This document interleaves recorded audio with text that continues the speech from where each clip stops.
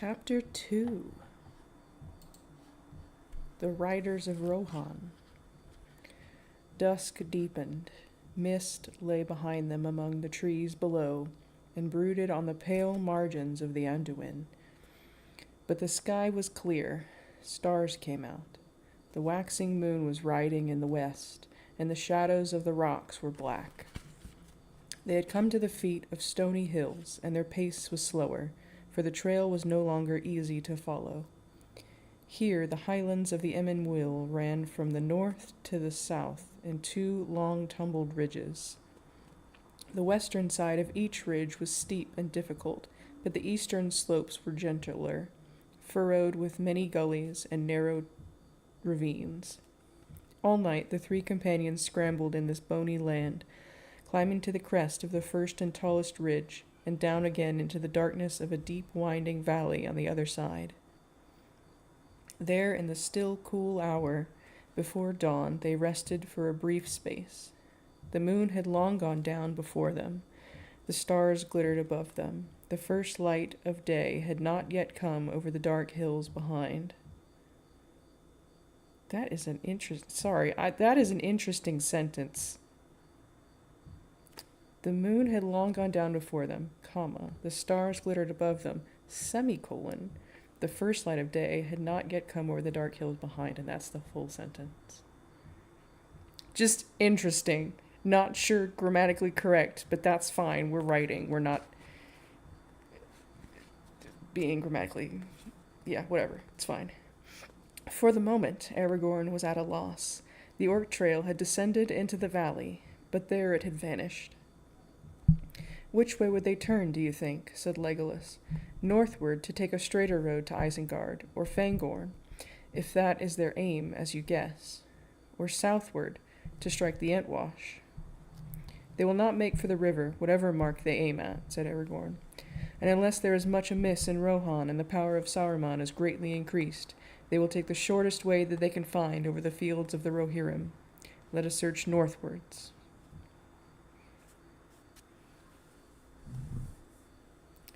Well, good night, everyone.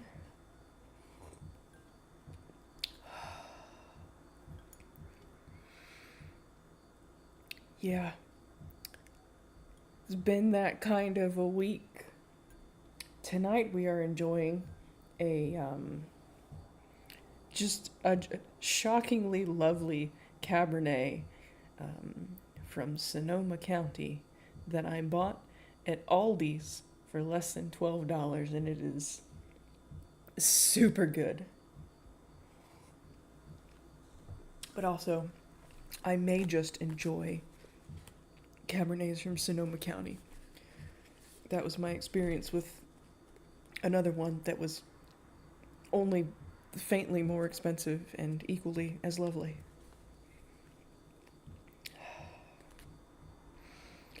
The dale ran like a stony trough between the rigid hills, and a trickling stream flowed among the boulders at the bottom. I wonder why the orcs are avoiding the river. That was probably discussed in the last chapter, but it's been so long. Anyway, a cliff frowned upon their right. To their left rose gray slopes, dim and shadowy in the late night. They went on for a mile or more northwards. Aragorn was searching, bent towards the ground, among the folds and gullies leading up to the western ridge. Legolas was some way ahead. Suddenly the elf gave a cry, and the others came running towards him. "We have already overtaken some of those that we are hunting," he said. "Look," he pointed down, and they saw that what they had first taken to be boulders laying at the foot of the slope were huddled bodies. 5 dead orcs lay there. They had been hewn with many cruel strokes, and 2 had been beheaded. The ground was wet with their dark blood. "Here is another riddle," said Gimli, "but it needs the light of day, and for that we cannot wait." "Yet however you may read it, it seems not unhopeful," said Legolas. "Enemies of the orcs are likely to be our friends. Do any folk dwell in these hills?" "No," said Aragorn. "The Rohirrim seldom come here, and it is far from Minas Tirith. It might be that some company of men were hunting here for reasons that we do not know, yet I think not." "What do you think?" said Gimli. "I think that the enemy brought his own enemy with him," answered Aragorn. "These are northern orcs from far away. Among the slain are none of the great orcs with the strange badges. There was a quarrel, I guess. It is no uncommon thing for these foul folk. Maybe there was some dispute about their road." "Or about the captives," said Gimli. "Let us hope that they too did not meet their end here." Aragorn searched the ground in a wide circle, but no other traces of the fight could be found. They went on. Already the eastward sky was turning pale, the stars were fading, and a gray light was slowly growing. A little further north they came to a fold in which a tiny stream, falling and winding, had cut a stony path down into the valley. In it some bushes grew, and there were patches of grass upon its sides. "At last," said Aragorn, "here are the tracks that we seek. Up this water channel. This is the way that the orcs went after their debate." Swiftly now the pursuers turned and followed the new path.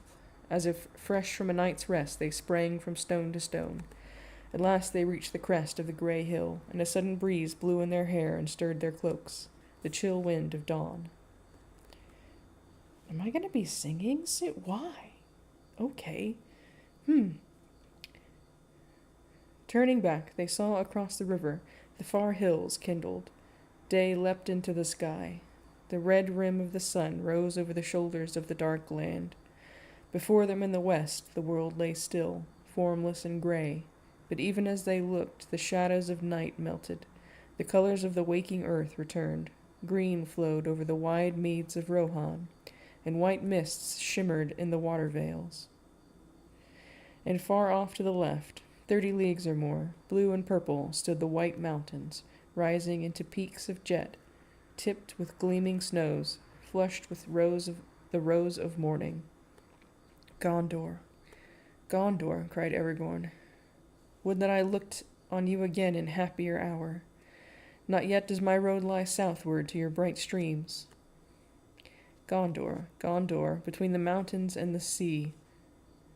West wind blew there, the light upon the silver tree fell like bright rain in the gardens of kings of old. O proud walls, white towers, O winged crown and throne of gold, O Gondor, Gondor. Shall men behold the silver tree, or west wind blow again between the mountains and the sea? "Okay. Now let us go," he said, drawing his eyes away from the south and looking out west and north to the way that he must tread.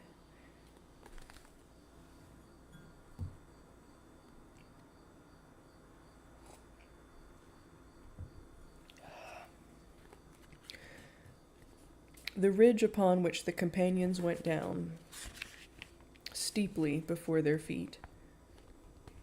Below it, 20 fathoms or more, there was a wide and rugged shelf which ended suddenly in the bleak brink of a sheer cliff, the east wall of Rohan. So ended the Emyn Muil, and the green plains of the Rohirrim stretched away before them to the edge of sight. "Look," cried Legolas, pointing up into the pale sky above them. "There is the eagle again. He is very high. He seems to be flying now away from this land back to the north. He's going with great speed. Look." "No, not even my eyes can see him, my good Legolas," said Aragorn. "He must be far aloft indeed. I wonder what is his errand, if he is the same bird that I have seen before. But look, I can see something nearer at hand and more urgent. There's something moving over the plain." "Many things," said Legolas. "It is a great company on foot, but I cannot say more, nor see what kind of folk they may be. They are many leagues away, 12, I guess, but the flatness of the plain is hard to measure. I think none the less that we no longer need any trail to tell us which way to go," said Gimli. "Let us find a path down to the fields as quick as may be." "I doubt you will find a path quicker than the one the orcs chose," said Aragorn. They followed their enemies now by the clear light of day. It seemed that the orcs had pressed on with all possible speed. Every now and again the pursuers found things that had been dropped or cast away, food bags, the rings and crusts of hard grey bread, a torn black cloak, a heavy iron-nailed shoe broken on the stones. The trail led them north along the top of the escarpment, and at length they came to a deep cleft carved into the rock by a stream that splashed noisily down. In the narrow ravine, a rough path ascended like a steep stair into the plain. At the bottom they came with a strange suddenness upon the grass of Rohan. It swelled like a green sea up to the very foot of the Emyn Muil. The falling stream vanished into a deep growth of cresses and water plants, and they could hear it tinkling away in green tunnels, down long, gentle slopes toward the fens of the Entwash Vale far away. They seemed to have left winter clinging to the hills behind. Here the air was softer and warmer and faintly scented, as if spring was already stirring and the sap was flowing again in herb and leaf. Legolas took a deep breath, like one that drinks a great draught after a long thirst in barren places. "Ah, the green smell," he said. "It is better than much sleep. Let us run." "Light feet may run swiftly here," said Aragorn. "More swiftly, maybe, than iron-shod orcs. Now we have a chance to lessen their lead." Aw.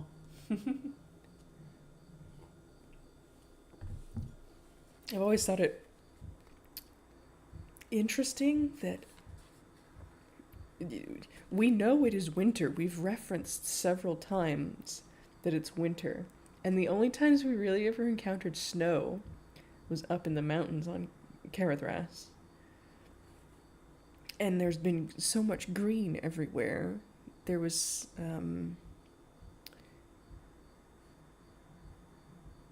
don't know. It's just been kind of interesting. I know that the world of Middle Earth is not, Midwest America.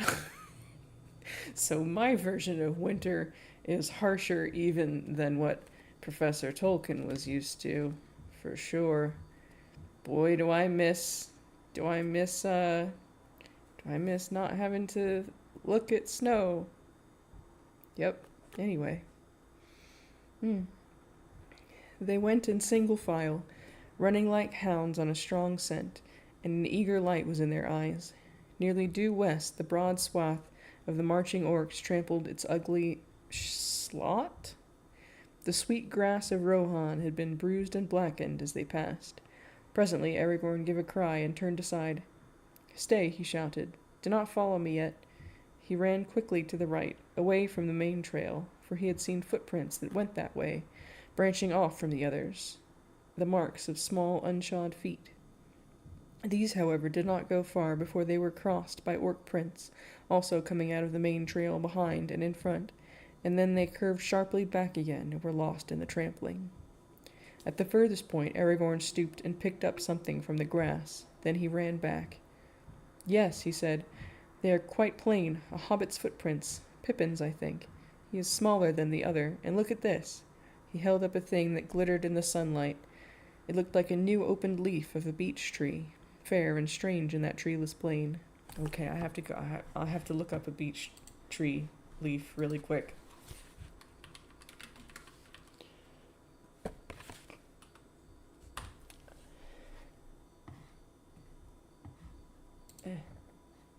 What is it? Oh, it's a leaf. It's leaf shaped. It's leaf shaped. Okay, good to know. I've always kind of wondered, because we have the art from the movie of what the little brooches looked like, which are very unique because, I don't know, to me they look like ivy. But I think they were supposed to be tree leaves, or malorn leaves, maybe. I don't know. They're very leaf-shaped, though. Okay, the brooch of an elven... Oh, yeah, see? Treeless. It's definitely supposed to be a tree leaf. Okay. "The brooch of an elven cloak," cried Legolas and Gimli together. "Not idly did the leaves of Lorien fall," said Aragorn. "This did not drop by chance. It was cast away as a token to any that might follow. I think Pippin ran away from the trail for that purpose." "Then he is at least alive," said Gimli. "And he had the use of his wits, and his legs too. That is heartening. We did not pursue in vain." I imagine Gimli is just huffing and puffing throughout all of this because his legs are short compared to the other two. Let us hope that he did not pay too dearly for his boldness, said Legolas. Come, let us go on. The thought of those merry young folk driven like cattle burns my heart. We don't get enough of Legolas's dialogue in the movies. The sun climbed to the noon and then rode slowly down the sky. Light clouds came up out of the sea in the distant south and were blown away upon the breeze. The sun sank. Shadows rose behind and reached out long arms from the east. Still the hunters held on.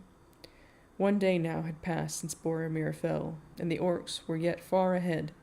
No longer can any sight of them be seen on the level plains. As nightshade was closing about them, Aragorn halted. Only twice in the day's march had they rested for a brief while, and 12 leagues now lay between them and the eastern wall where they had stood at dawn. We have come at last to a hard choice, he said. Shall we rest by night, or shall we go on while our will and strength hold? Unless our enemies rest also, they will leave us far behind if we stay to sleep, said Legolas. Surely even orcs must pause on the march, asked Gimli. Seldom will orcs journey in the open under the sun, yet these have done so, said Legolas. Certainly they will not rest by night.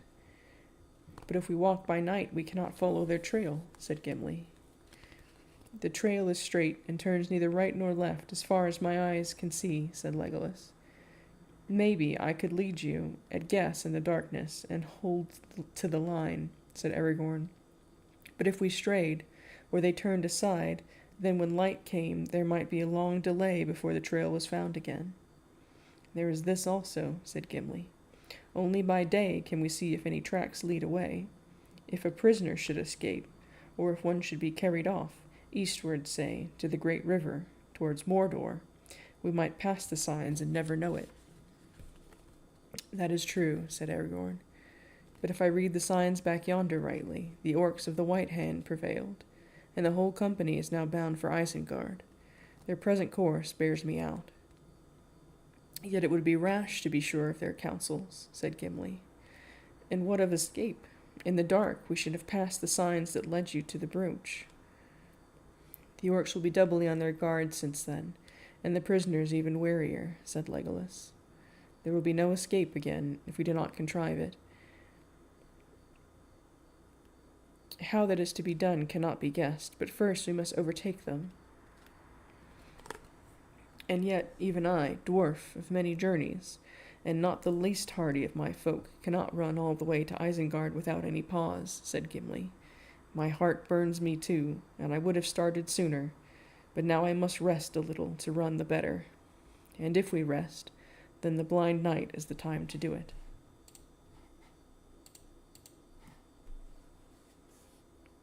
Oh, I lost my place. Oh no, here we are. And I said that it was a hard choice, said Aragorn. How shall we end this debate? You are our guide, said Gimli, and you are skilled in the chase.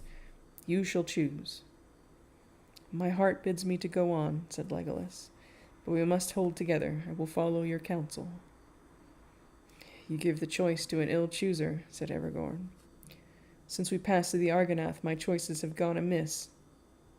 He fell silent, gazing north and west into the gathering night for a long while. We will not walk in the dark, he said at length. The peril of missing the trail or signs of other coming and going seems to me the greater. If the moon gave enough light, we would use it, but alas, he sets early and is yet young and pale. And tonight he is shrouded anyway, Gimli murmured. Would that the lady had given us a light, such a gift as she gave to Frodo.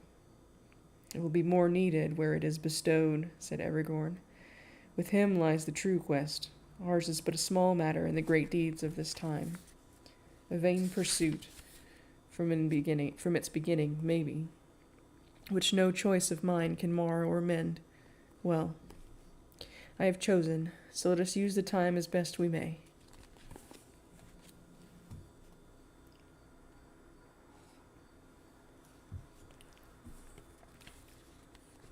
I think that actually was very interesting. It was a very short section, only like a page and a half maybe, but we're getting a lot of Aragorn's character development. I really appreciated it. Thought it was well done. Yeah.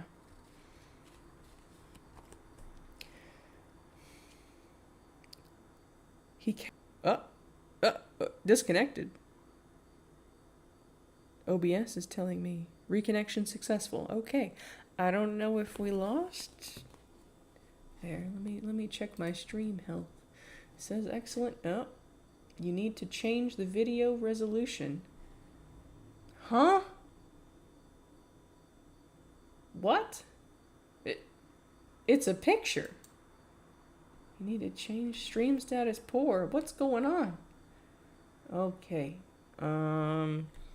We may take a little break here for some technical testing. Be right back.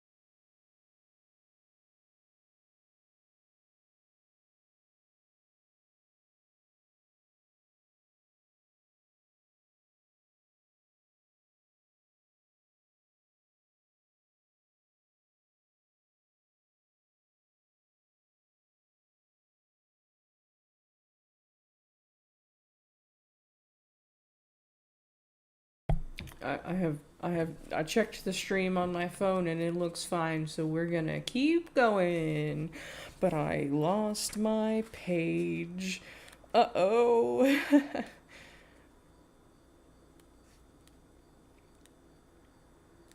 Ooh, we get to meet some orcs next chapter.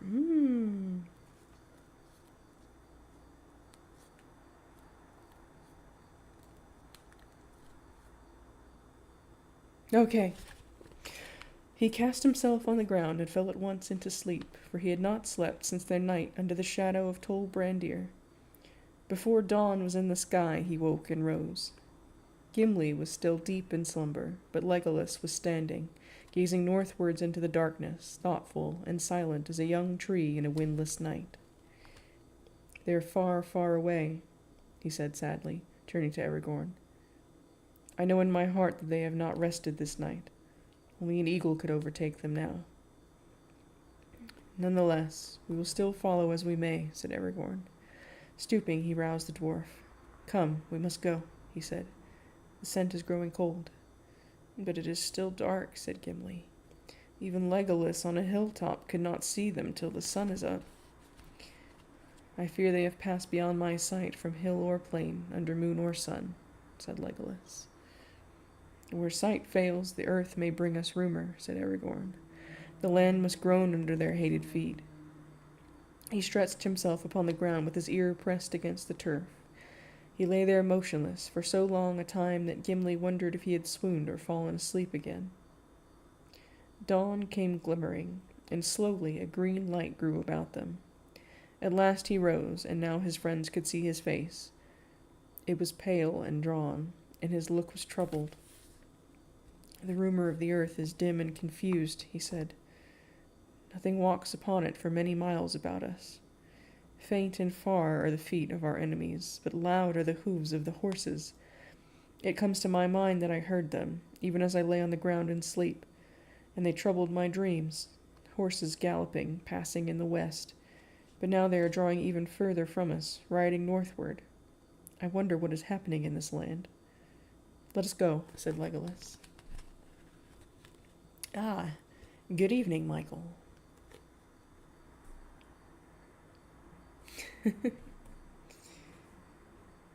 So the third day of their pursuit began.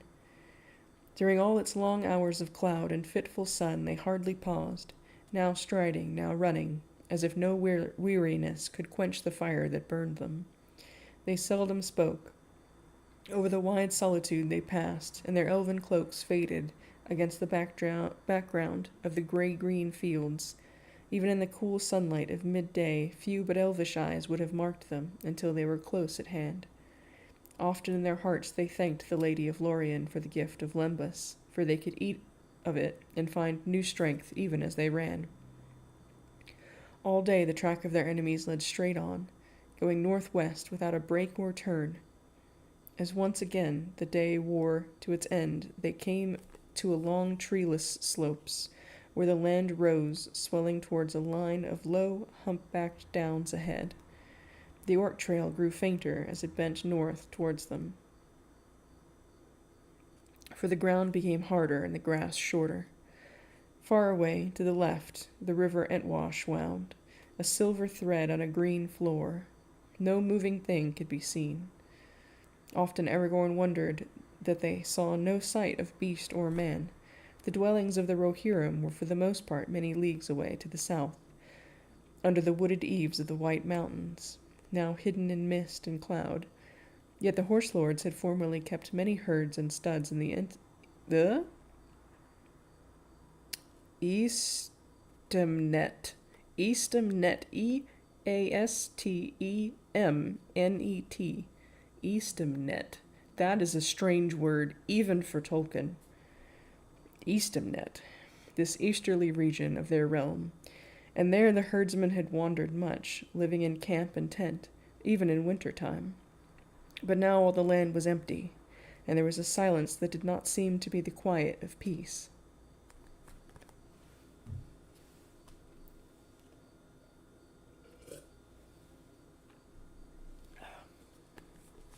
At dusk they halted again.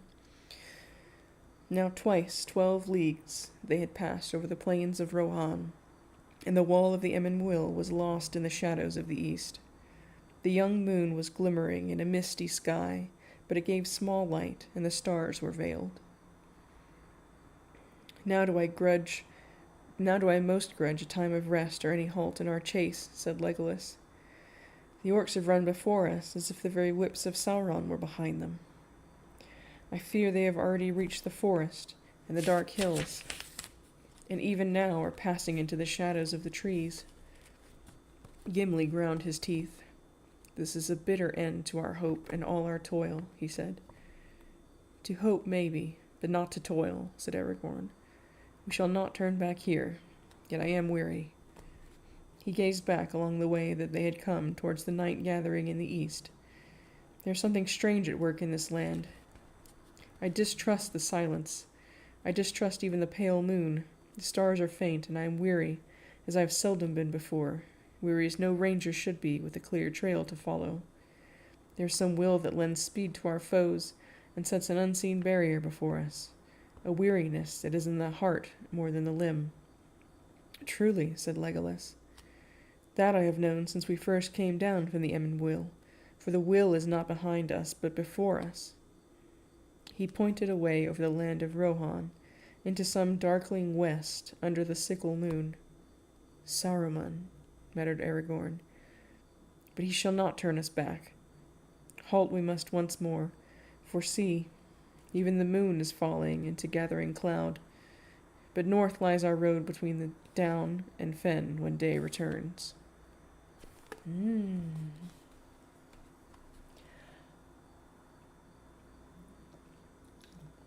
I have almost certainly mentioned my D&D game before, although I do try, mostly, very hard to stay on topic.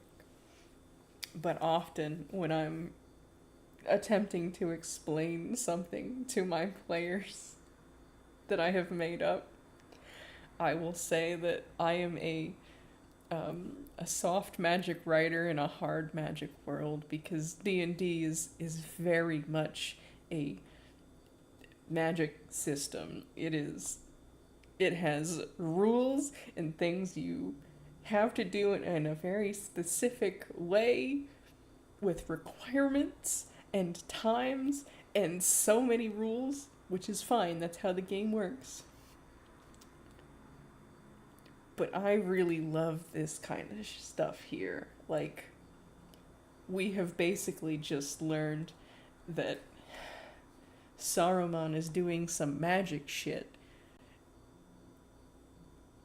Ah, it's so cool. I love it so much. I'm absolutely certain that I did not pick up on this the first time I read it. But now I know because I'm looking for it. Yeah, it's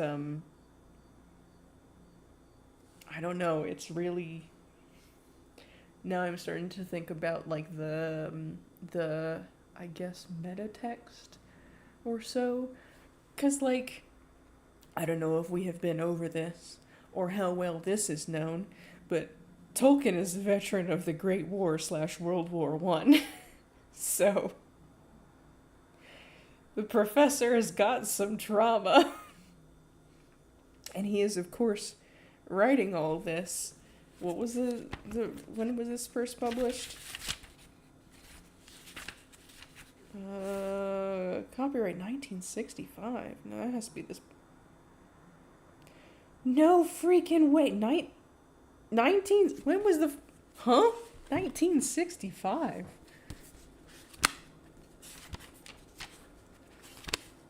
When did my book get kind of wrinkled? Oh, probably because of my sweaty hands. When we were getting towards the end, I was kind of gripping the book like a crazy person. Yeah, 1965. That has to be this publisher. Okay, the second thing I'm going to look up here real quick. What about 65? It's just, it sounds so late. I thought this was published in like the 50s? I don't know. I don't know when I thought this was actually published.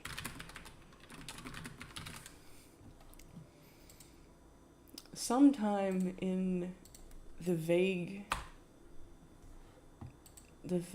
that is the past. Oh, 1937 was The Hobbit.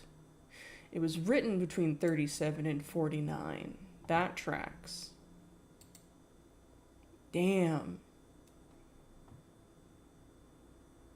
Okay, so basically during the Second World War. I kind of thought it was written after, but yeah. Okay, so The Fellowship of the Ring publication date was 1954. My 65 must be with this publisher. I don't know exactly how publishing always works, but The Two Towers also came out in 54, and Return of the King was 55. So he wrote for 12 years and then churned them out, which makes sense. Yeah, okay, so yeah. Anyway, we got onto this topic because I think he understands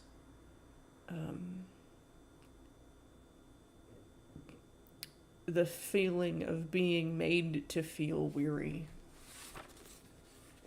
Yeah, he says it's not an allegory, and I am so okay with that because he says that it is applicable, and this is applicable. He has a recurring theme of fighting against despair that is very important to the story. The copy I have was printed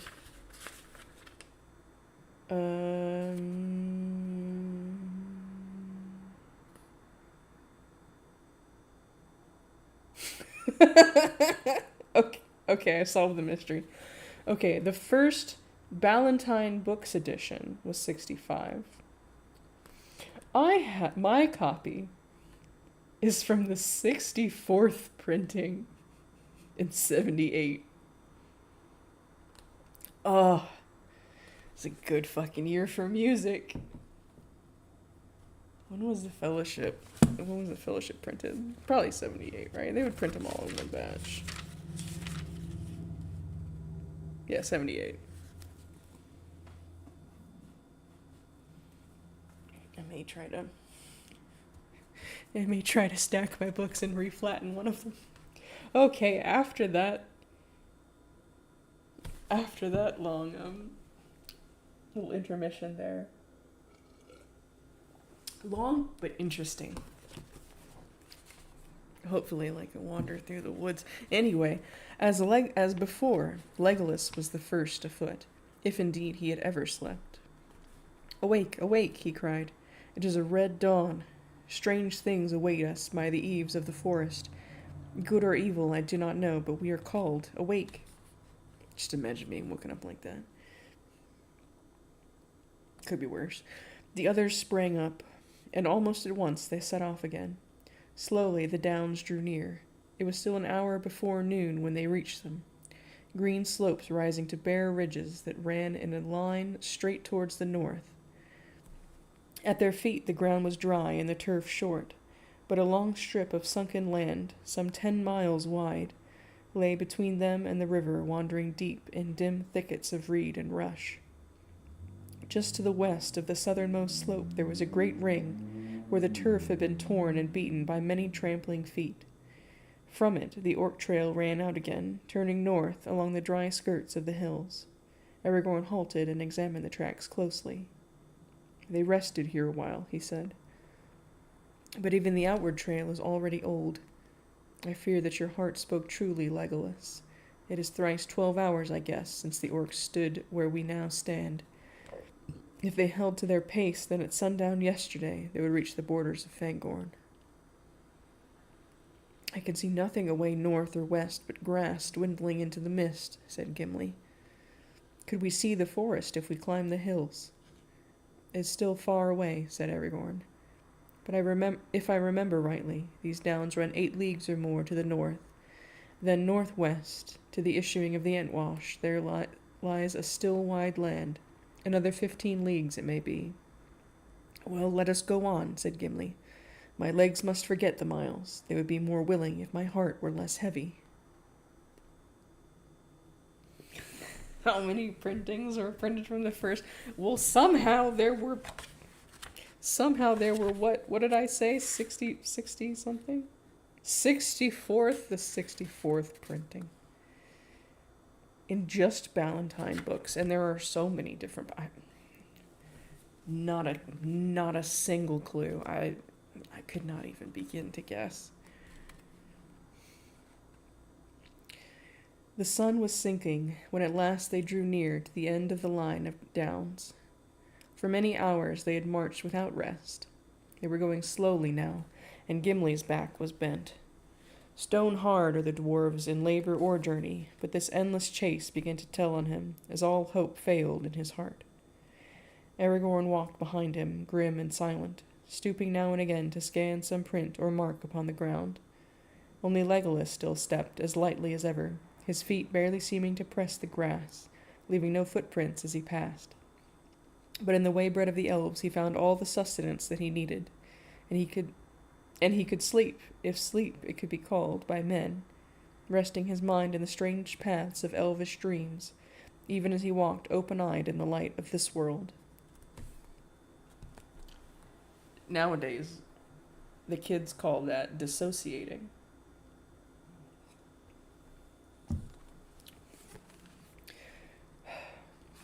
"Let us go up onto this green hill," he said. Wearily they followed him, climbing the long slope until they came out upon the top. It was a round hill, smooth and bare, standing by itself, the most northerly of the downs. The sun sank, and the shadows of evening fell like a curtain. They were alone in a gray, formless world, without mark or measure. Only far away northwest there was a deeper darkness against the dying light, the mountains of mist and the forest at their feet. "Nothing can we see to guide us here," said Gimli. "Well, now we must halt again and wear the night away. It is growing cold." "The wind is north from the snows," said Aragorn. "And ere morning it will be in the east," said Legolas. "But rest if you must. Yet do not cast all hope away. Tomorrow is unknown. I don't read REDE. I don't have a clue what that is. And I cannot read. Okay. German. Help, advice, counsel, decision, a plan. Okay. Interesting.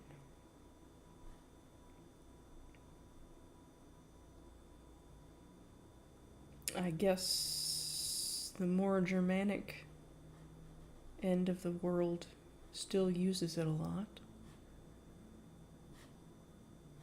Oh my goodness, this is so funny. Okay, I'll look that up later. That would make sense. I think Tolkien was a Old English guy. Definitely linguistics. Anyway, read oft is found at the rising of the sun. That's why I had to look it up. The sentence would not have made sense. Yeah, that makes sense. 3 suns already have risen on our chase and brought us no counsel, said Gimli. That is what I was talking about before. When they were climbing up on that hill and he described it as being surrounded by gray and nothingness.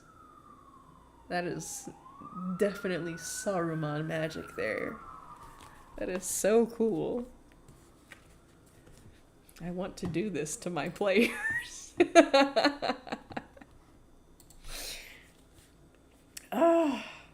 Someday. The night grew ever colder. Aragorn and Gimli slept fitfully, and whenever they awoke, they saw Legolas standing beside them, or walking to and fro, singing softly to himself in his own tongue. And as he sang, the white stars opened in the hard black vault above. So the night passed. Together they watched the dawn grow slowly in the sky, now bare and cloudless, until at last the sunrise came. It was pale and clear. The wind was in the east, and all the mists had rolled away. Wide lands lay bleak about them in the bitter light. And there's Legolas, just acting extremely eldritch. Love it. This is so silly. Ahead and eastward, they saw the windy uplands of the wold, W-O-L-D, of Rohan, that they had already glimpsed many days ago from the great river. Northwestward stalked the dark forest of Fangorn. Still 10 leagues away stood its shadowy eaves, and its further slopes faded into distant blue.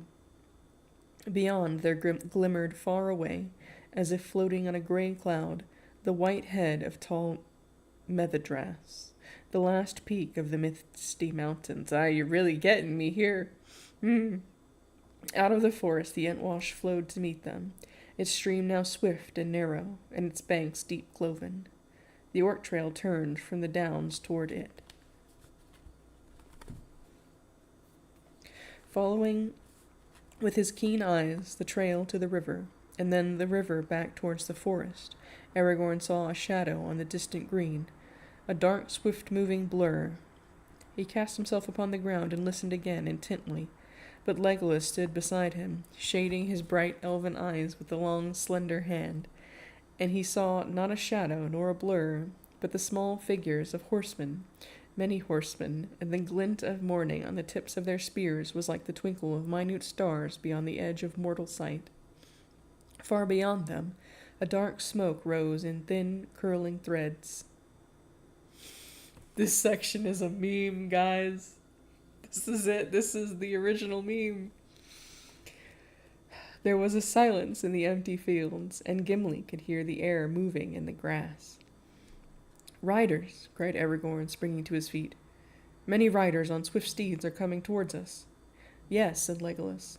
"There are 105. Yellow is their hair, and bright are their spears. Their leader is very tall." "Just a weird thing to say." Aragorn smiled. "Keen are the eyes of the elves," he said. "No comment on their leader is very tall. Okay, nay, The riders are little more than 5 leagues distant, said Legolas. 5 leagues or one, said Gimli. We cannot escape them in this bare land. Shall we wait for them here, or go on our way? We will wait, said Aragorn. I am weary, and our hunt has failed, or at least others were before us, for these horsemen are riding back down the Orc trail. We may get news from them. Or spears, said Gimli. There were 3 empty saddles, but I see no hobbits, said Legolas. I did not say that we should hear good news, said Aragorn. But evil or good, we will await it here. The 3 companions now left the hilltop, where they might be an easy mark against the pale sky, and they walked slowly down the northward slope. A little above the hill's foot they halted, and wrapping their cloaks about them, they sat huddled together upon the faded grass, which is a funny mental image. The time passed slowly and heavily. The wind was thin and searching. Gimli was uneasy. What do you know of these horsemen, Aragorn? He said. Do we sit here waiting for sudden death? I have been among them, answered Aragorn. They are proud and willful, but they are true-hearted, generous in thought and deed, bold but not cruel, wise but unlearned, writing no books but singing many songs, after the manner of the children of men before the dark years. But I did not know what has happened here of late, nor in what mind the Rohirrim may now be between the traitor Sauron and the threat of Sauron. They have long been the friends of the people of Gondor, though they are not akin to them.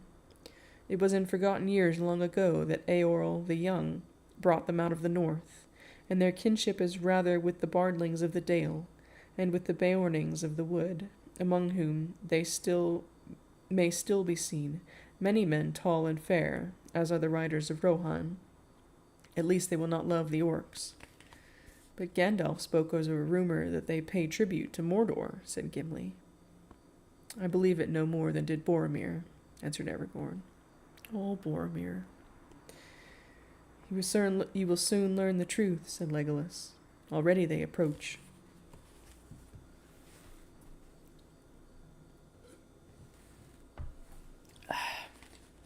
At length, even Gimli could hear the distant beat of galloping hooves. The horsemen, following the trail, had turned from the river and were drawing near the downs. They were riding like the wind. Now the cries of clear, strong voices came ringing over the fields.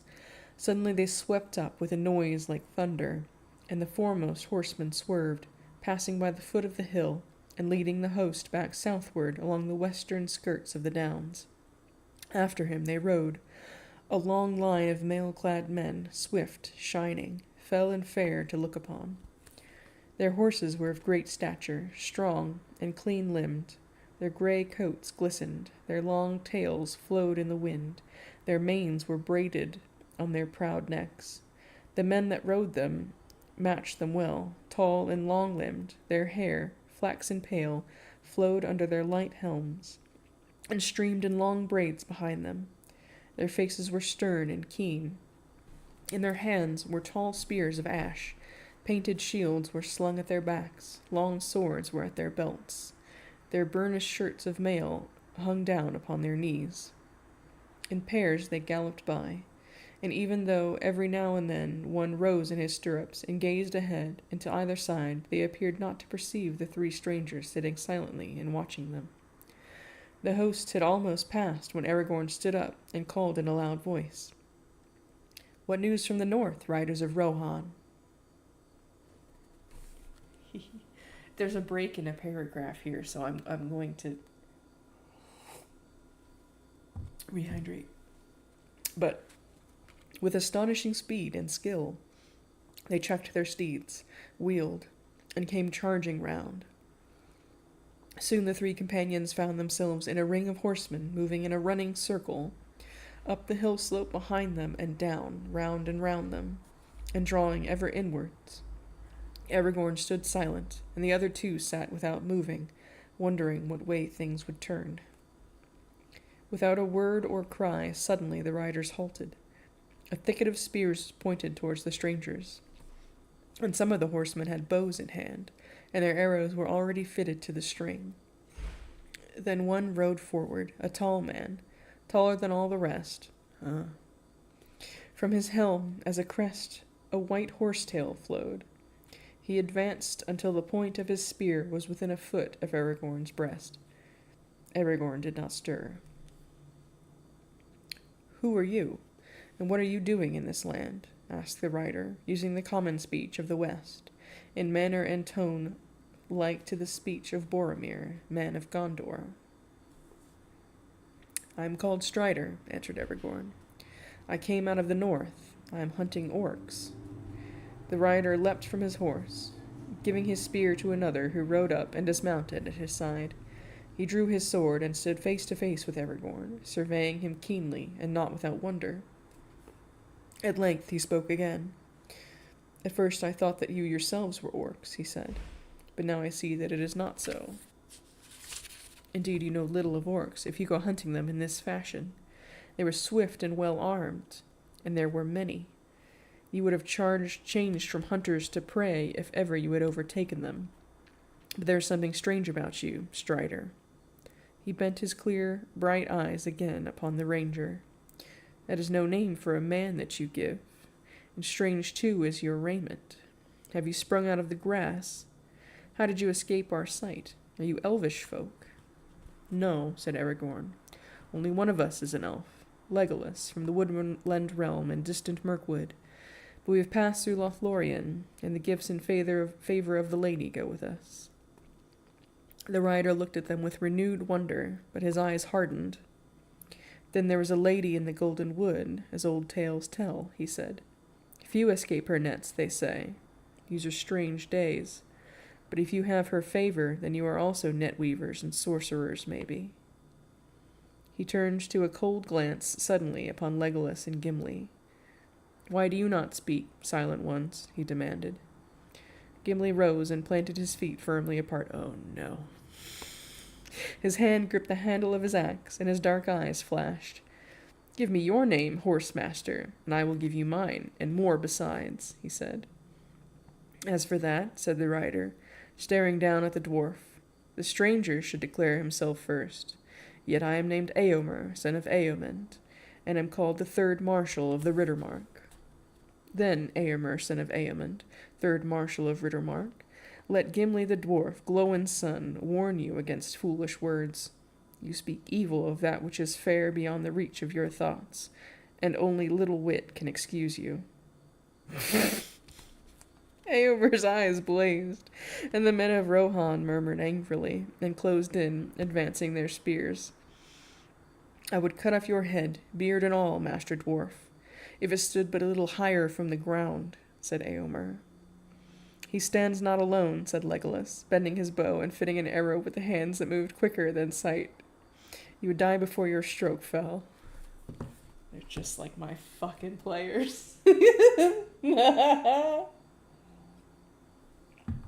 Oh, man.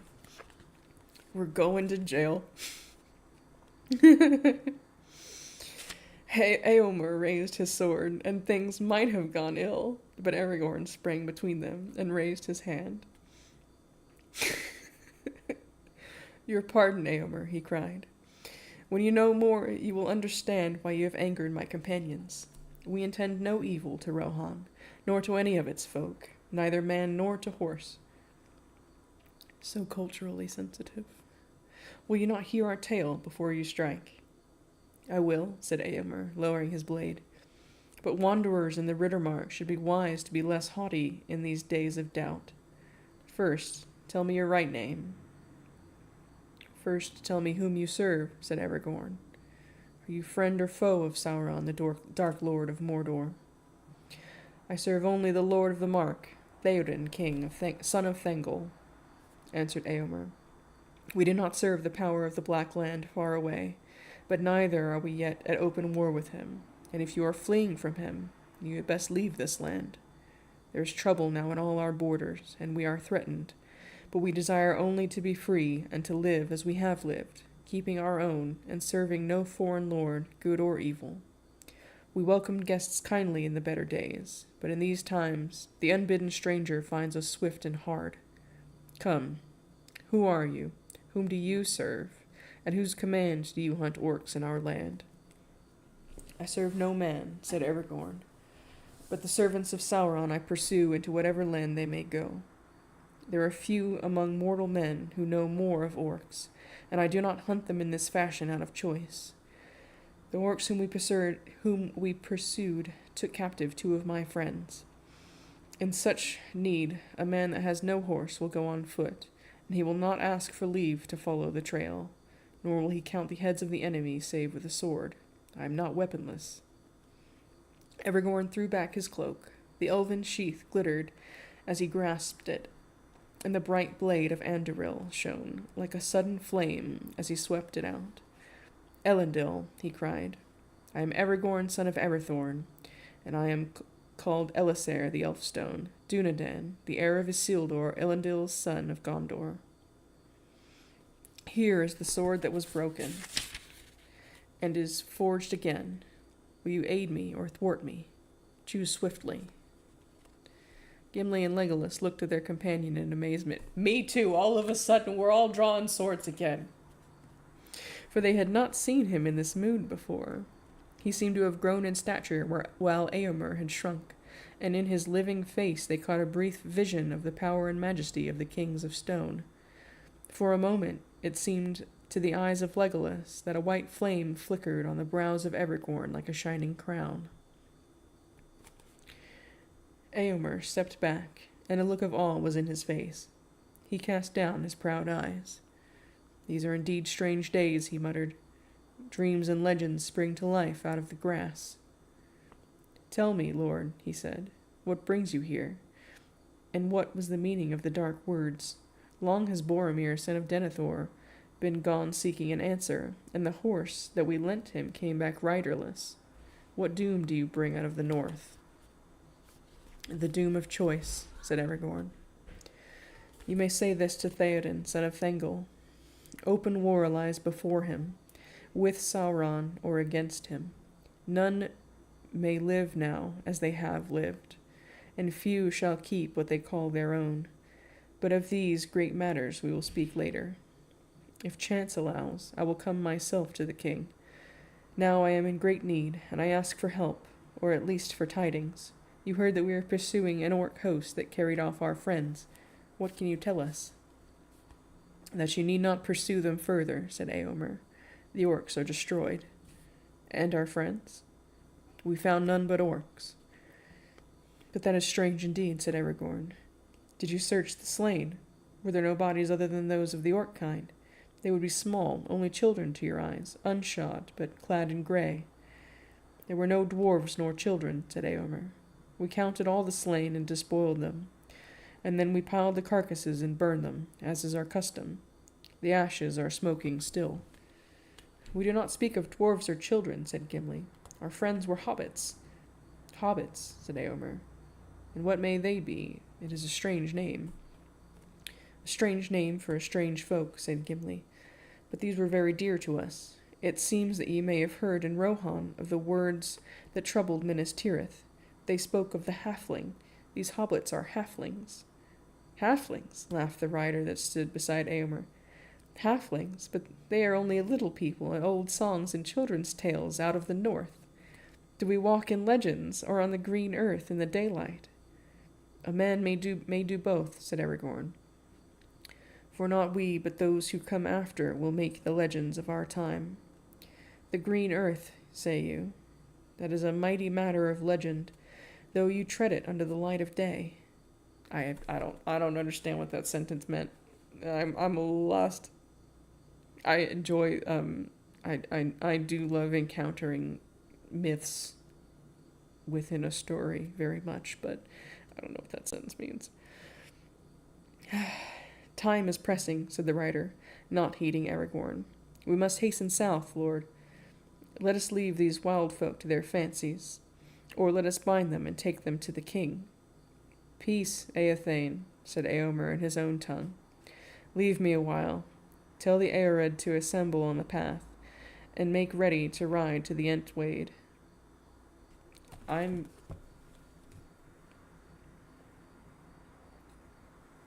I may be misremembering, but I'm vaguely remembering that in whatever passes for Rohan language, that Ao means horse. Let me see, because sometimes, yep, I cannot quickly look this up. Oh, no, definitely not.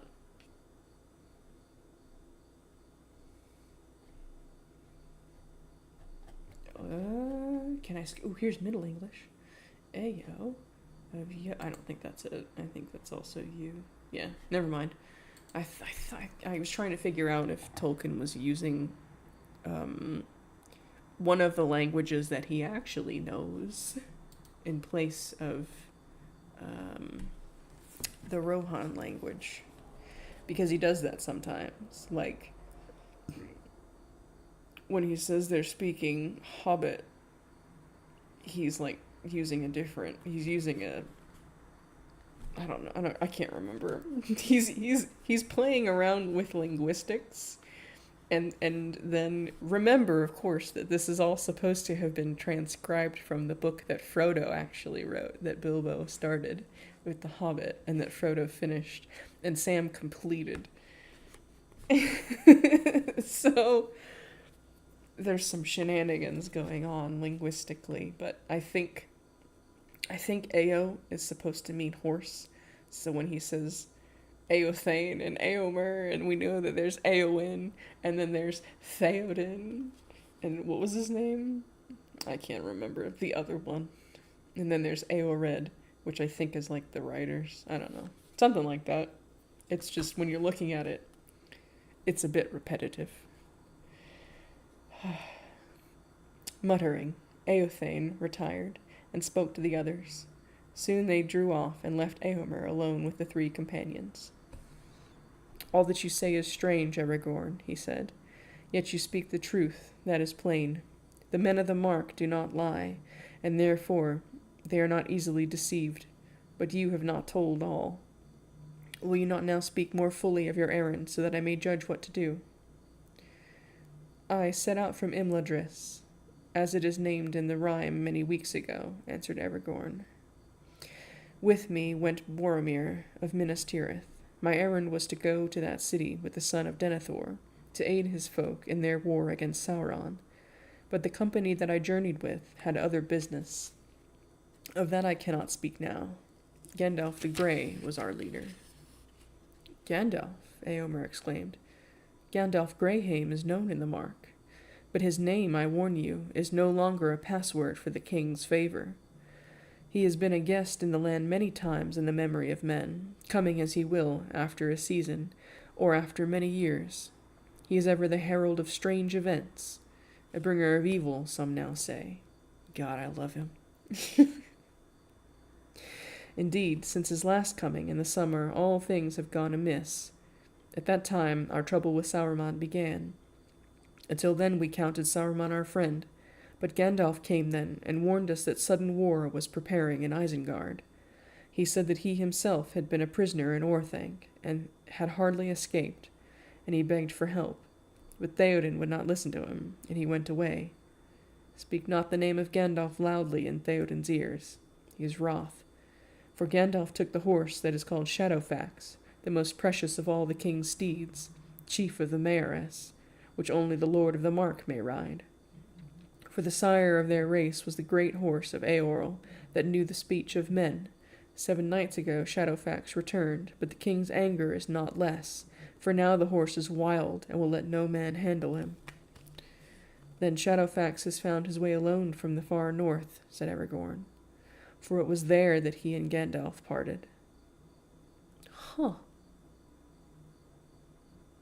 Well, I mean, we know Shadowfax is smart cookie for a horse, so it also,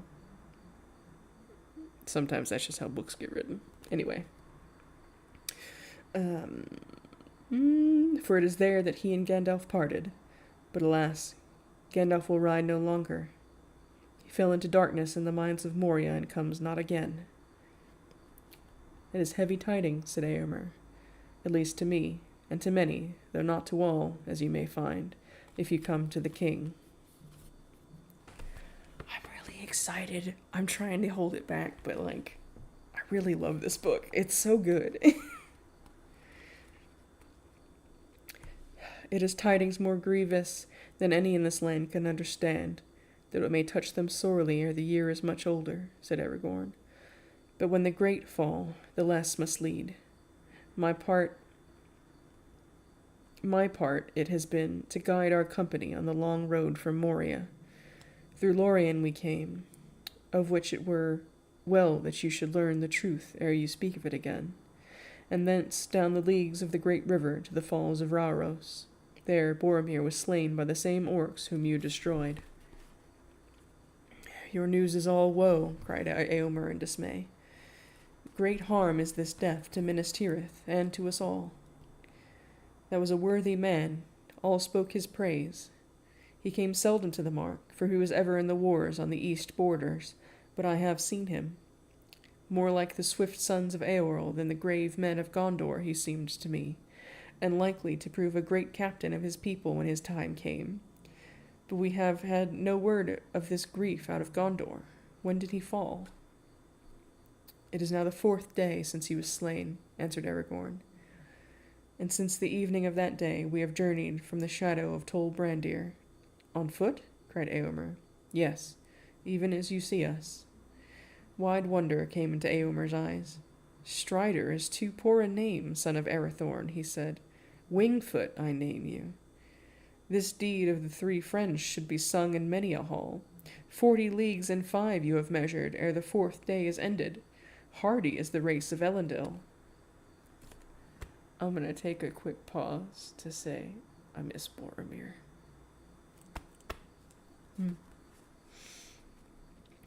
But now, Lord, what would you have me do? I must return in haste to Theoden. I spoke warily before my men. It is true that we are not yet at open war with the Black Land, and there are some, close to the king's ear, that speak craven counsels. But war is coming. We shall not forsake our old alliance with Gondor, and while they fight, we shall aid them. So say I and all who hold with me. The East Mark is my charge, the ward of the 3rd Marshal, and I have removed all our herds and herdfolk, withdrawing them beyond Entwash, and leaving none here but guards and swift scouts. Then you do not pay tribute to Sauron, said Gimli. We do not, and we never have, said Eomer with a flash of his eyes, though it comes to my ears that lie has been told. Some years ago the Lord of the Black Land wished to purchase horses of us at great price, but we refused him, for he puts beasts to evil use. And then he sent plundering orcs, and they carry off what they can, choosing always the black horses. Few of these are now left. For that reason our feud with the orcs is bitter. God, I do love Eomer too. But at this time our chief concern is with Sauron. He has claimed lordship over all this land, and there has been war between us for many months. He has taken orcs into his service, and wolf riders, and evil men, and he has closed the gap against us, so that we are likely to be beset both east and west. It is ill dealing with such a foe. He is a wizard both cunning and dwemer crafty, having many guises. He walks here and there, they say, as an old man hooded and cloaked, very like to Gandalf, as many now recall. His spies slip through every net, and his birds of ill omen are abroad in the sky. I do not know how it will all end, and my heart misgives me, for it seems to me that his friends do not all dwell in Isengard. But if you come to the king's house, you shall see for yourself. So much, the foreshadowing is as subtle as an English dessert. But if you come to the king's house, you shall see for yourself. Will you not come? Do I hope in vain that you have been sent to me for help in doubt and need? I will come when I may, said Aragorn. Come now, said Eomer. The heir of Elendil would be a strength indeed to the sons of Eorl in this evil tide. There is battle even now upon the Weston-met, and I fear that it may go ill for us. Indeed, in this riding north, I went without the king's leave, for in my absence his house is left with little guard. But scouts warned me of the orc host coming down out of the east wall 3 nights ago, and among them they reported that some bore the white badges of Sauron. So suspecting what I most fear, a league between Orthanc and the Dark Tower, I led forth my Eored, men of my own household, and we overtook the orcs at nightfall 2 days ago, near to the borders of the Entwood. There we surrounded them, and gave battle yesterday at dawn. 15 of my men I lost, and 12 horses, alas. But for the orcs were greater in number than we counted on. Others joined them, coming out of the east across the great river. Their trail is plain to see a little north of this spot, and others too came out of the forest.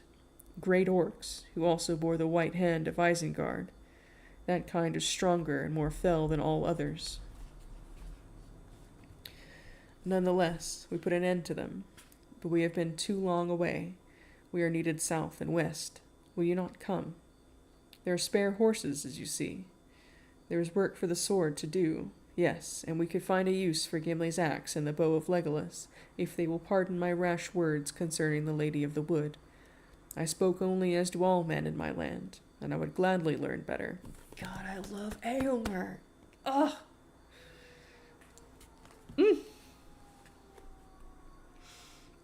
I thank you for your fair words, said Aragorn, and my heart desires to come with you, but I cannot desert my friends while hope remains. Hope does not remain, said Eomer.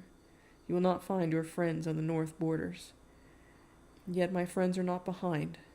We found a clear token not far from the east wall that one of them, at least, was still alive there. But between the wall and the downs we have found no other trace of them, and no trail has turned aside this way or that, unless my skill has wholly left me. Then what do you think has become of them? I do not know. They may have been slain and burned among the orcs, but that you will say cannot be. And I do not fear it.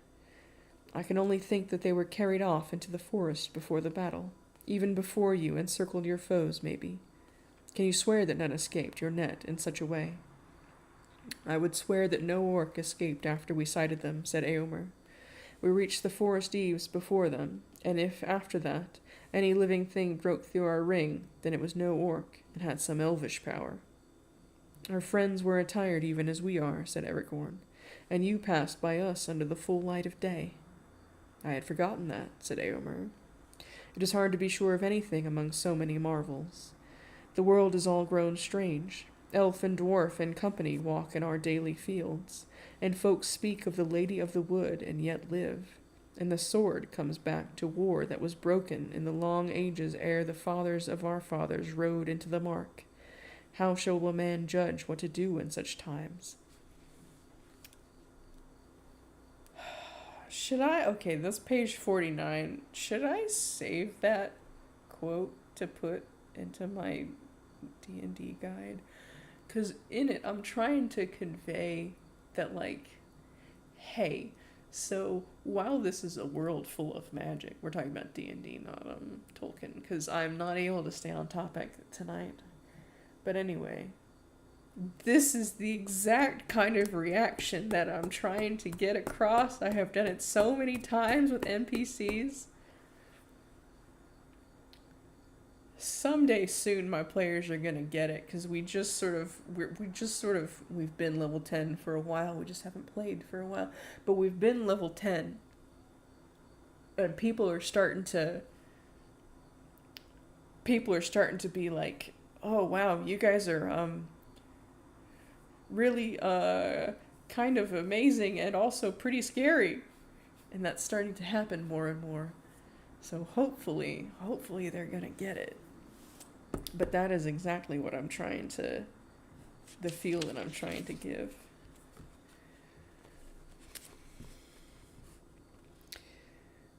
As he has ever judged, said Aragorn, good and ill have not changed since yesteryear, nor are they one thing among elves and dwarves, and another among men. It is a man's part to discern them, as much as in the golden wood, as in his own house. God, that is a good quote, too. We're just, Shoot. Okay, hang on. Because we're gonna do that again. We're gonna go with the end of Eomer's statement. The sword comes back to war that was broken in the long ages ere the fathers of our fathers rode into the mark. How shall a man judge what to do in such times? As he ever has judged, said Aragorn. Good and ill have not changed since yesteryear, nor are they one thing among elves and dwarves, and another among men. It is a man's part to discern them, as much in the golden wood as in his own house. True indeed, said Eomer, but I do not doubt you, nor the deed which my heart would do. Yet I am not free to do as I would. It is against our law to let strangers wander at will in our land, until the king himself shall give them leave. And more strict is the command in these days of peril. I have begged you to come back willingly with me, and you will not. Loath am I to begin a battle of 100 against 3. I do not think your law was made for such a chance, said Aragorn. Nor indeed am I a stranger, for I have been in this land before, more than once, and ridden with the host of the Rohirrim, although under another name and in another guise. You and I have not seen before, for you are young, but I have spoken with Eomen, your father, and with Theoden, son of Thengel. Never in former days would any high lord of this land have constrained a man to abandon such a quest as mine. My duty at least is clear to go on. Come now, son of Eomen. The choice must be made at last. Aid us, or at the worst, let us go free, or seek to carry out your law. If you do so, there will be fewer to return to your war or to your king. Sorry if you could hear the sirens.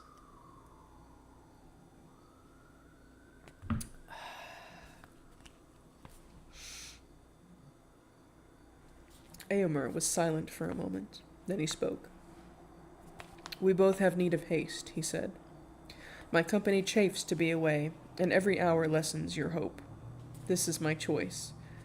You may go, and what is more, I will lend you horses. This only I ask. When your quest is achieved, or is proved vain, return with the horses over the Entwade to Meduseld, the high house in Edoras, where Theoden now sits. Thus you shall prove to him that I have not misjudged. In this I place myself, and maybe my very life, in the keeping of your good faith. Do not fail. I will not, said Aragorn. There was a great wonder, and many dark and doubtful glances among his men when Eomer gave orders that the spare horses were to be lent to the strangers, but only Eothane deigned to speak openly. It may be well enough for this lord of the race of Gondor, he claims, he said, but who has heard of a horse of the mark being given to a dwarf? No one, said Gimli. And do not trouble, no one will ever hear of it. I would sooner walk than sit on the back of any beast so great, free or begrudged. Oh, I forgot about that. Oh, he's probably right. But you must ride now, or you will hinder us, said Aragorn. Come, you shall sit behind me, friend Gimli, said Legolas. Then all will be well, and you need neither borrow a horse nor be troubled by one. A great dark grey horse was brought to Aragorn, and he mounted it. Hasufel is his name, said Eomer. May he bear you well, and to better fortune than Garulf, his late master. A smaller and lighter horse, but restive and fiery, was brought to Legolas. Arud was his name, but Legolas asked them to take off the saddle and rein. I need them not. Gimli, however, will. Saddles exist for a reason, and that is so that your ass is not sitting directly on the horse's spine. It helps to spread your weight across their back, so you are both safer and more comfortable for the horse. I need them not, he said, and leapt lightly up, and to their wonder, Ered was tame and willing beneath him, given elves are magical, moving here and there with but a spoken word, such as the elvish way with all good beasts. Gimli was lifted up and behind his friend, and he clung to him, not much more at ease than Sam Gamgee in a boat. How adorable.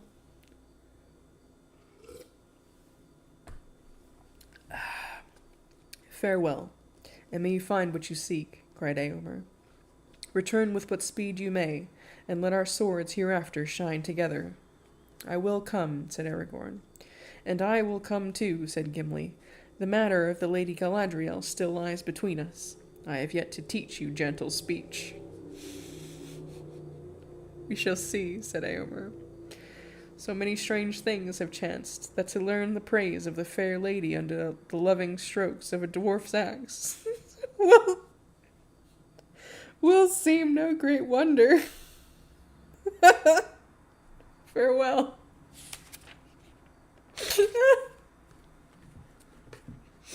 Tolkien, what are you doing? Sorry if that was loud. My whole audio mixer bar just went red the whole way through. But what the heck?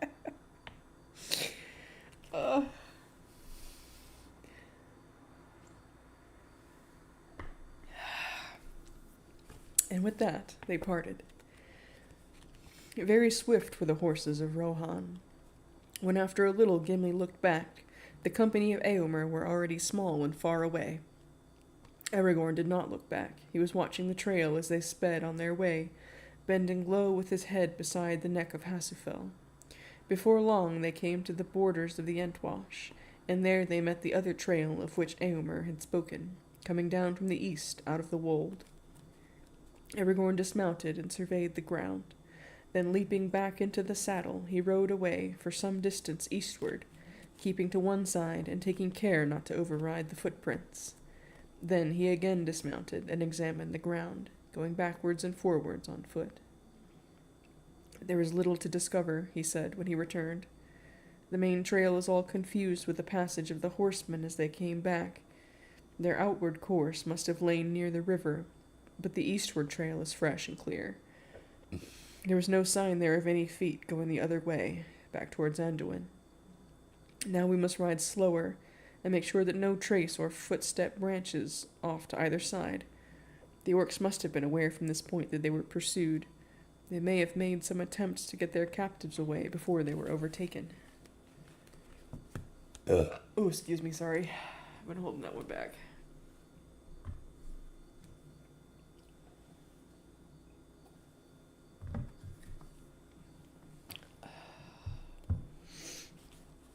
As they rode forward, the day was overcast. Low gray clouds came over the wold. A mist shrouded the sun. Ever nearer, the tree-clad slopes of Fangorn loomed, slowly darkling as the sun went west.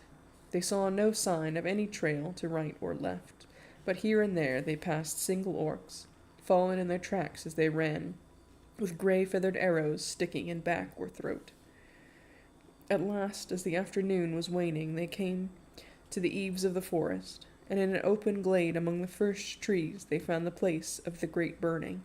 That seems awfully close to trees to be making a bonfire that is capable of burning bodies. There's a lot of wet in there. We're gonna keep moving on. The ashes were still hot and smoking. Beside it was a great pile of helms and mail, cloven shields and broken swords, bows and darts and other gear of war. Upon a stake in the middle was a great goblin head. Upon its shattered helm, the white badge could still be seen. Further away, not far from the river, where it came streaming out from the edge of the wood, there was a mound. It was newly raised. The raw earth was covered with fresh-cut turfs. About it were planted 15 spears. Aragorn and his companions searched far and wide about the field of battle, but the light faded, and evening soon drew down dim and misty, By nightfall they had discovered no trace of Merry and Pippin. "We can do no more," said Gimli sadly. "We have been set many riddles since we came to Tol Brandir, but this is the hardest to unravel.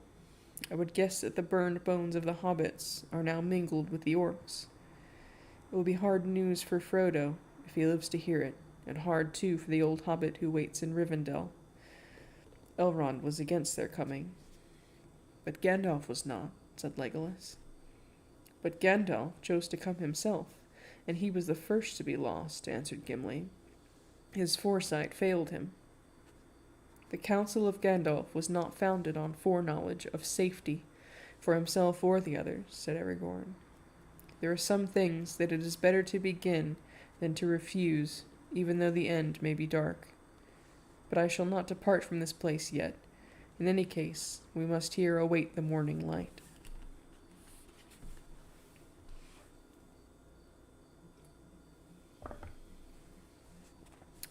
A little way beyond the battlefield, they made their camp under a spreading tree. It looked like a chestnut, and yet it still bore many broad brown leaves of a former year, like dry hands with long splayed fingers. They rattled mournfully in the night breeze.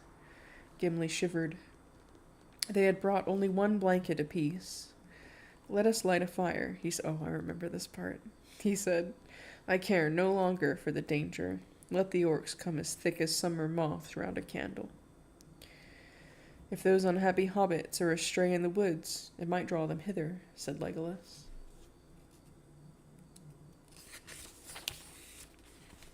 "And it might draw other things, neither orc nor hobbit," said Aragorn. "We are near to the mountain marches of the traitor Sauron. Also, we are on the very edge of Fangorn, and it is perilous to touch the trees of that wood, it is said." "But the Rohirrim made a great burning here yesterday," said Gimli, "and they felled trees for the fire, as can be seen. Yet they passed the night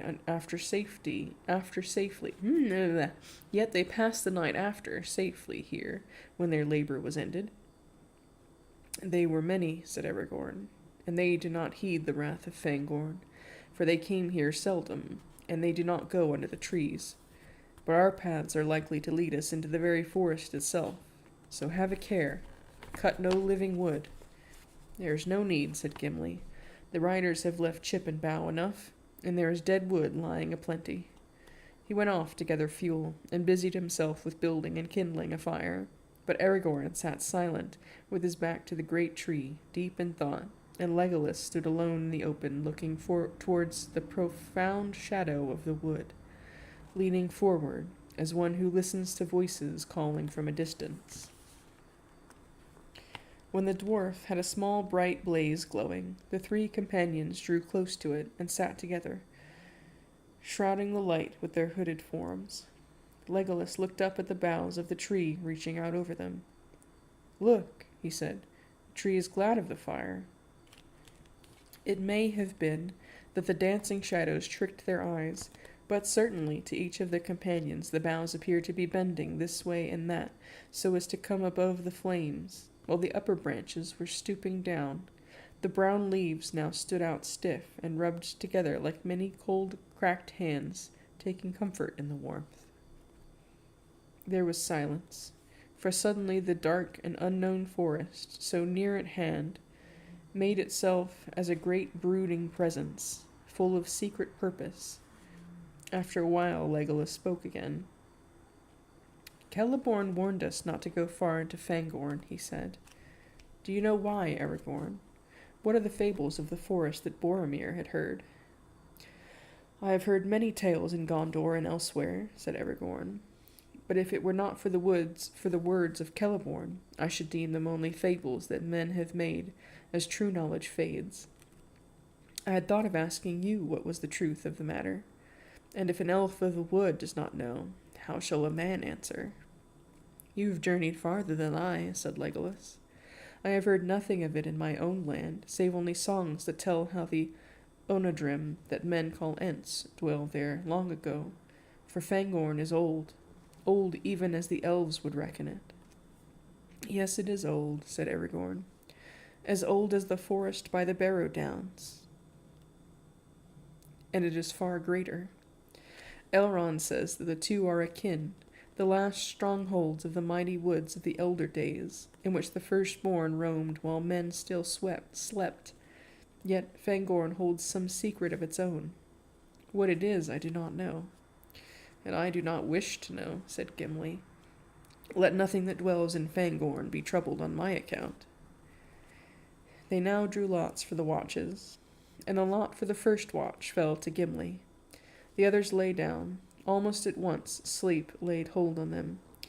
Gimli, said Aragorn drowsily, remember, it is perilous to cut bough or twig from a living tree in Fangorn, but do not stray far in search of dead wood. Let the fire die, rather. Call me at need.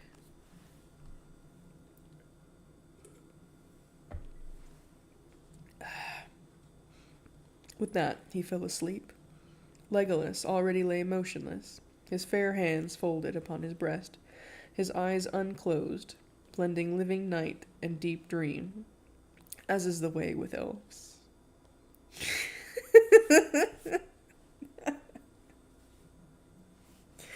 Gimli sat hunched by the fire, running his thumb thoughtfully along the edge of his axe. That seems like not a good way to treat your thumb.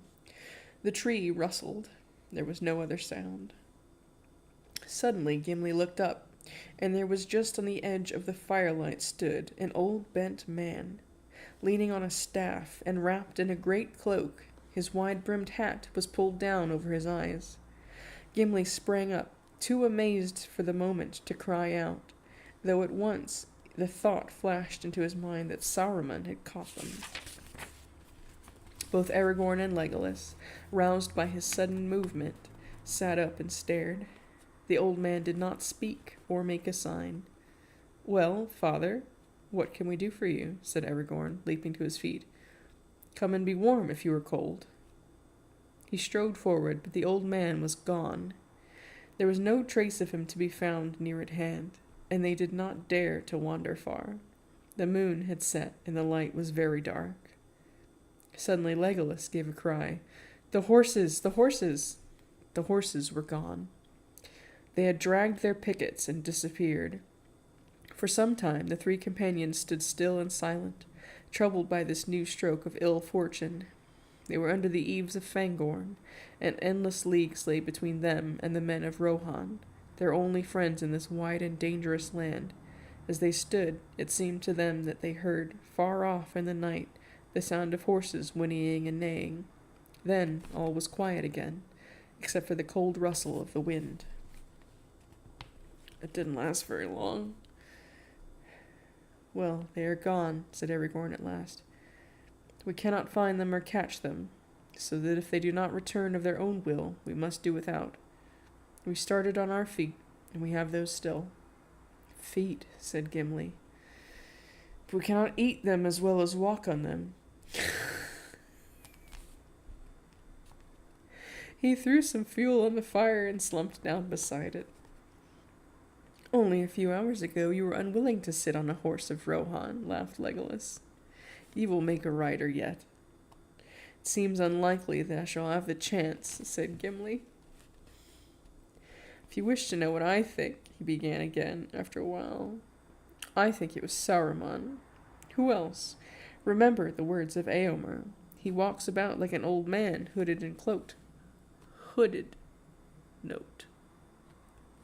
Those were the words. He has gone off with our horses, or scared them away, and here we are. There's more trouble coming to us, mark my words. "I marked them," said Aragorn.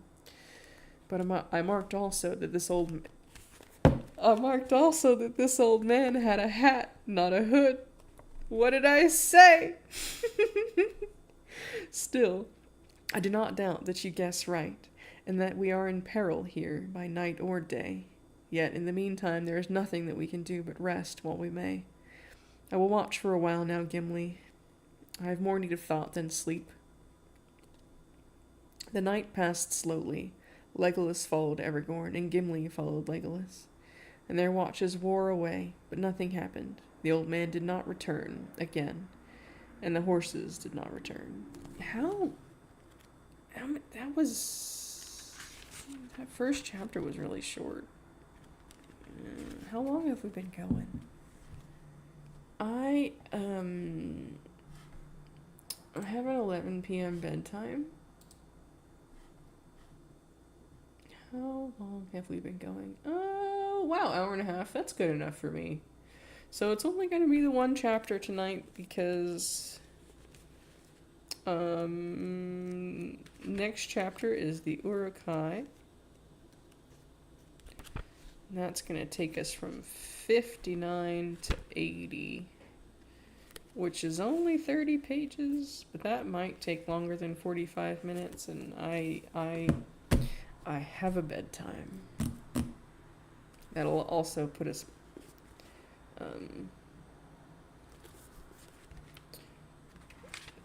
back to an interesting place to start back up. I yacked all the way through that.